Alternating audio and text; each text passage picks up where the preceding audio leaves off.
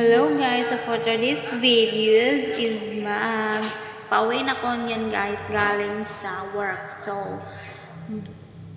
palakad-lakad lang ako yan guys, and then yan, palakad-lakad lang patungong, saan ba ko patungong butika guys. Dumaan ako sa butika guys kasi may bibilin ako. Tapos yung binili ko guys is tambal sa ubo. So, it's Plemex and Luzartan 100. Ayan, guys. So, nagbabayad muna ako, guys. 1,000 yung cash ko, guys. Ayan. Tapos, sinuklian ako, guys. So, ayan yung mga tambal na ano ko. And then, binili kong tambal. Yun. Plemex at Luzartan. And then, pagkatapos, naglakad-lakad lang ako ulit. And then, napatingin ako sa may gilid, tapos may butik pala guys, kaya ayun, yes, may butik, kaya ayun, dumaan ako sa may butik, and then bumili lang ako ng sunscreen guys, kasi naubos na yung sunscreen ko. So yung sunscreen na binili ko pala guys is Ultra Fresh from Hikari sunscreen. Very recommended kayo na siya guys. Yeah, easy to blend, smooth, and very affordable lang siya guys, for only 180 lang siya sa boutique na yan guys.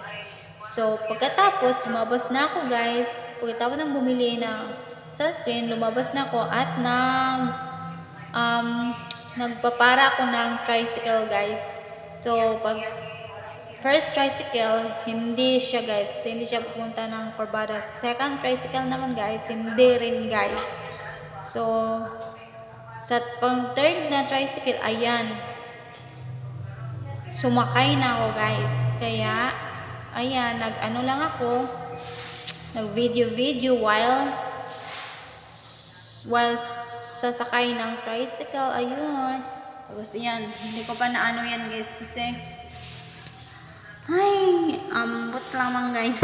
Hindi ko na alam guys kung anong sasabihin ko. So next, sumakay pa din ako ng tricycle dyan guys. Ayan, and then pagkatapos kong sumakay ng tricycle, pauwi na ako yan guys sa bahay. Tapos ko nang bumili na ano, yan, dyan yung ano guys, ang tawag dyan guys, hindi yan historical, ano yan, ano nga yan, yung may kabaw guys, hindi ko, nakalimutan ko yung name ng park na yan guys. Park ng sasakyan, parking lot ng mga sasakyan guys. Hindi ko alam, basta hindi ko alam, nakalimutan ko guys. So ayun, video lang while sumakay ng tricycle, pauwi na guys. So video, yan, maraming mga tao guys. Yan, eskwelahan yan yung ano guys, high school. Yun lang, bye bye, thank you very much.